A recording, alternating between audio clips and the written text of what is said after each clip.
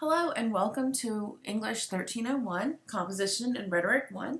My name is Libby Bennett and I will be your professor for the course. I want to go over some information about the course before we get started. The best way to reach me is through the D2L classroom.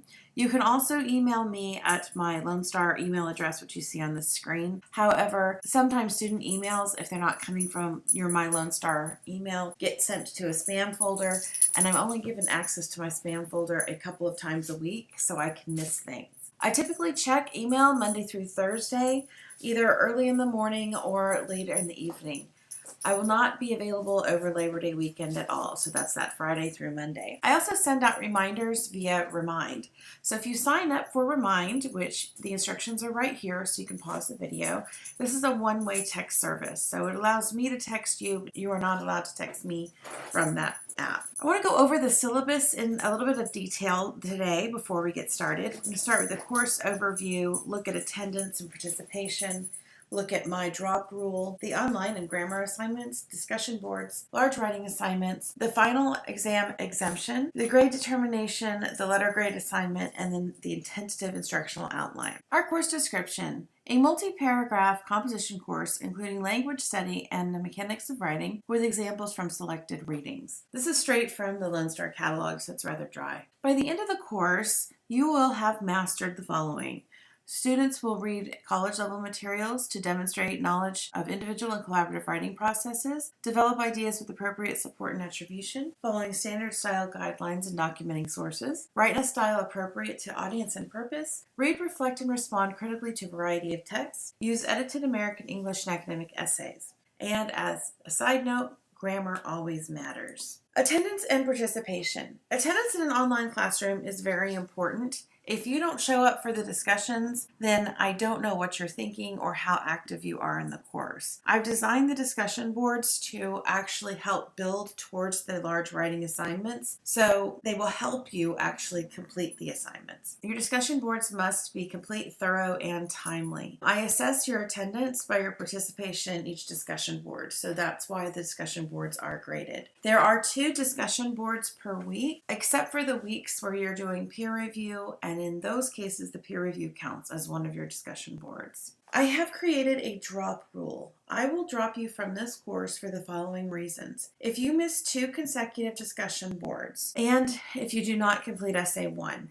If you do not complete Essay 1, you will not be successful in this course. Remember, the large writing assignments are worth 45% of your grade. If you are not passing the course by the drop date, which I believe is October 5th, but we'll get back to you on that for sure, with at least a 60, you should drop the course because you will not be able to get to a 70 if your grade is under a 60. If you do drop, might be financial implications, whether I do it or you do it. It can impact student visas, financial aid, GI benefits. Online grammar assignments.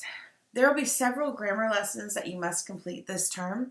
They are done within D2L. The assignments consist of either a video and or reading and then a quiz that assesses your understanding of that grammatical rule. These assignments will help you hone your grammar skills so that the rest of the semester is about reinforcement. And these are also preparing you for the final exam. You will also have chapter quizzes in our online textbook, which will be graded in this category too. Those assignments altogether are worth 20% of your final grade. So back to discussion boards. I kind of hinted at this a minute ago. Each week you're going to have 2 discussion boards.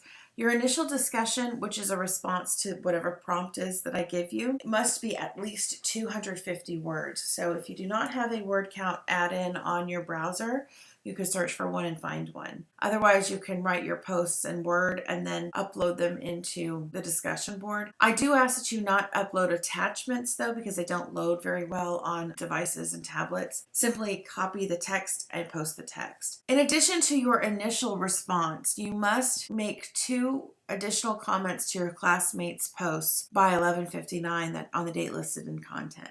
So typically what happens is you have a discussion board where your initial post is due Tuesday and your responses are due Wednesday. And then you have another discussion board where your initial response is due Thursday and then your responses to classmates are due Friday. These discussions work like mini essays, so you need to incorporate citations from the readings into them when that makes sense. And you'll need to properly cite the quotes and paraphrases using standard MLA 8th edition formatting. Treat these assignments like mini essays. Your response posts must be a minimum of 125 words, and these posts make up 35% of your grade. The large writing assignments. So you have 2 large essays that you're going to be writing in this class. One will be a cause and effect, and the other will be a compare and contrast. But there will be a total of 4 or 5 large writing assignments. So sometimes that's an outline, sometimes that's a very involved discussion board. But I will tell you in the instructions if it counts as a large writing assignment versus a discussion board. When you write these papers, you will be required to incorporate research into them. These large writing assignments will be extensions of our class discussions and will require group work in the form of a peer review.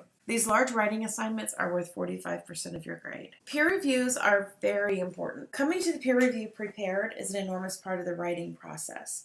So you have a due date where your best draft is due to me, and when I receive that draft, I will then assign you to a peer review group. Usually there's groups of 3 to 4 students who are reviewing each other's work. One person will review grammar, another person will review content. The peer review is worth 30% of your final essay grade. So if you do not do your peer review, it's a 30-point deduction immediately, which means the highest score you could possibly get is a 70. Now the problem is that you won't get a 70 if you don't do the peer review, because the peer review literally walks you through my rubric and is how you're going to be able to actually do very well on the papers. This assignment is graded as a discussion board. The final exam and exemption. So your final exam is grammar and revision based. I will provide more information on this assignment later in the semester, and it will count as a large writing assignment. I have created a criteria that will allow you to exempt the final, and this is it. You have to complete 100% of the course assignments and have a course average of 82.51 when the compare and contrast essay is graded. Then I will exempt you from the final. Even once you've gotten notification that you are exempt from the final, and that final notification will go out between week 7 and 8, you must still complete all the work that's assigned in week 8. Otherwise, the final exam goes in as a 0. Late work. I do not accept late work. Since this is an 8-week course, there's no room for special accommodations in the event of travel or illness. You'll just have to push through. The textbook. This course uses a textbook called Writing Today, which has an online e-book component called Revel. You can purchase it as a bundle from the UP bookstore, and that would be the Revel Access and the textbook, or you can simply purchase the online version of Revel for $45 straight from the manufacturer. You must have Revel because there are embedded quizzes in Revel that go directly into the grade book. You will also need to prove that you've purchased Revel either by itself or the bundle at the bookstore by uploading a copy of the receipt or a screenshot of the payment. This counts as your first online grammar grade, and it is due Sunday, September 3rd. This is what the textbook looks like. You see Writing Today, 3rd edition. Grammar and mechanics. Everything you write in here must be written in complete sentences. You must use proper grammar, punctuation, spelling, and mechanics. Use style guides like MLA. You can also have access to online guides. I'll show you some of those throughout the term. And you have free access to Grammarly Premium. The instructions for Grammarly are located in our online classroom. Grade determination. Grammar assignments and e-textbook quizzes are worth 20%. Your large essays are worth 45%, and that's all large writing assignments. Discussion boards are worth 35%. We use a standard 4.0 grading scale here. So 90 to 100 is an A, 80 to 89 is a B, 70 to 79 is a C, 60 to 69 is a D. Anything under 59 or below is an F. Grades below 70 will not transfer to a university. Withdrawal date, I believe, is October 5th. So in order to withdraw from the course, you need to go down to the campus and withdraw prior to that day. There are lots of reasons where a W looks better on a transcript than an F, particularly if your employers decide to request your transcripts, which they can legally. Having said that, you do need to be mindful of the 6-drop rule, which affects your financial aid. You're only allowed to drop so many courses before you have to pay back your loans. There's a tentative instructional outline at the end of the course syllabus, but D2L is much more reliable, as that's something I'm going to continually update throughout the term. And I can change dates at any time throughout the semester, but when I change a date, I will let you know. So that's it for the introduction to the course. Each week I'll record a video that goes over what we're doing that week. and I look forward to getting to know you all this term. Bye!